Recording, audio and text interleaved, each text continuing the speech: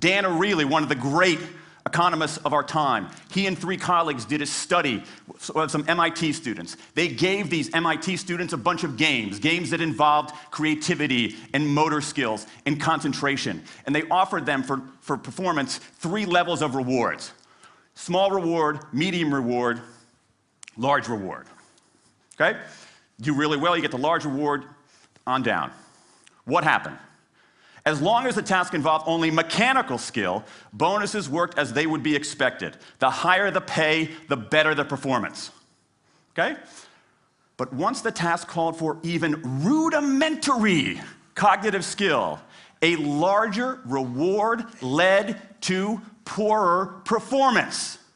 Then they said, okay, let's see if there's any cultural bias here. Let's go to Madurai, India and test this. Reward standard of living is lower. In Madurai, a reward that's modest by North American standards is more meaningful there.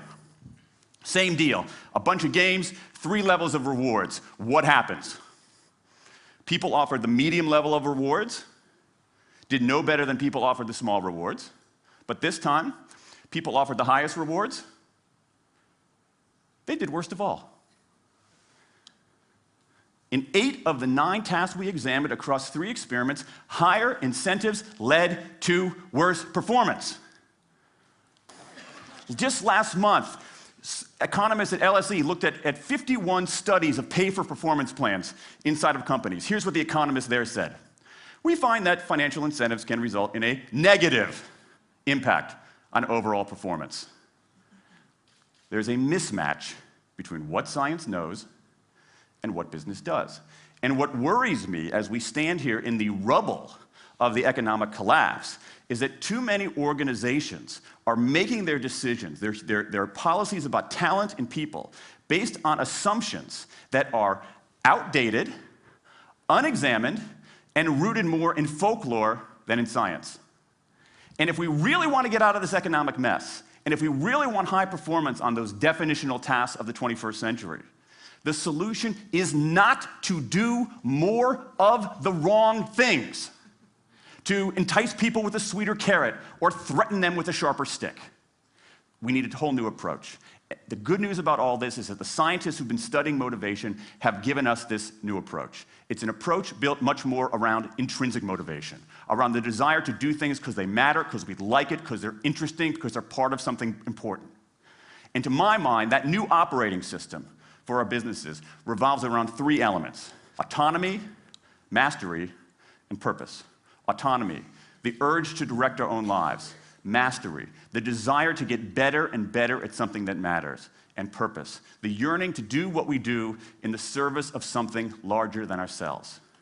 These are the building blocks of an entirely new operating system for our businesses. I want to talk today only about autonomy.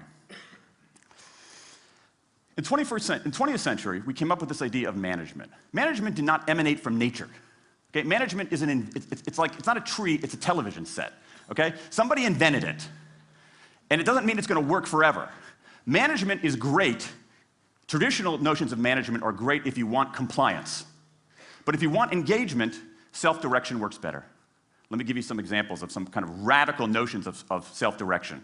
And what this means, you don't see a lot of it, but you see the first stirrings of something really interesting going on. Because what it means is, it means paying people adequately and fairly, absolutely. Getting the issue of money off the table, and then giving people lots of autonomy. Let me give you some examples. How many of you have heard of the company Atlassian? Okay, looks like less than half. Atlassian is an Australian software company, and they do something incredibly cool. A few times a year, they tell their engineers, go for the next 24 hours and work on anything you want.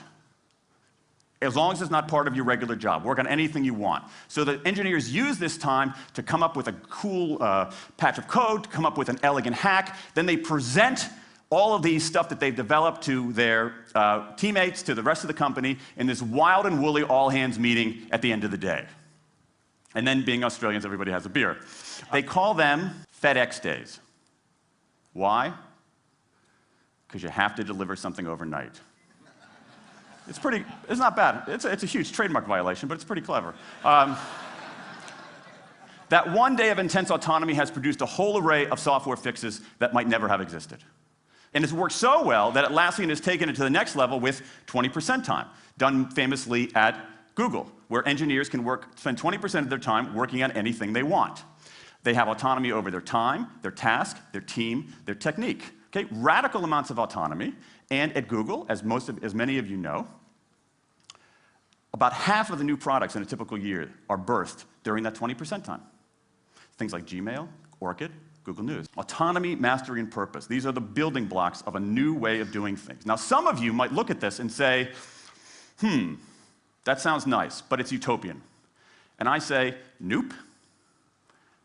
I have proof. In the mid-1990s, Microsoft started an encyclopedia called Encarta. They had deployed all the right incentives. All the right incentives. They paid professionals to write and edit thousands of articles. Well-compensated managers oversaw the whole thing to make sure it came in on budget and on time. A few years later, another encyclopedia got started. Different model, right? Do it for fun. No one gets paid a cent or a euro or a yen. Do it because you like to do it. Now, if you had, just 10 years ago, if you had gone to an economist anywhere and said, hey, I got these two different models for creating an encyclopedia, if they went head-to-head, who would win? 10 years ago, you could not have found a single sober economist anywhere on planet Earth who would have predicted the Wikipedia model. This is the titanic battle between these two approaches. This is the Ali Frazier of motivation, right? This is the thriller in Manila, all right? Intrinsic motivators versus extrinsic motivators. Autonomy, mastery, and purpose versus carrots and sticks. And who wins? Intrinsic motivation, autonomy, mastery, and purpose in a knockout. Let me wrap up. There's a mismatch between what science knows and what business does, and here's what science knows. 1, those 20th century rewards, those motivators we think are the natural part of business, do work, but only in a surprisingly narrow band of circumstances.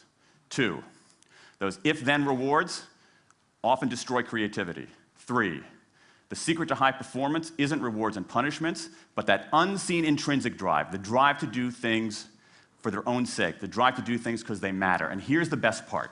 Here's the best part. We already know this. The science confirms what we know in our hearts.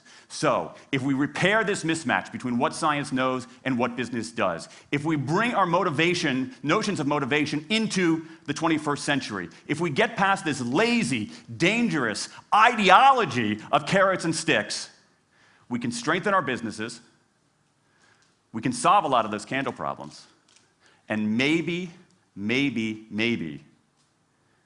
we can change the world. I rest my case.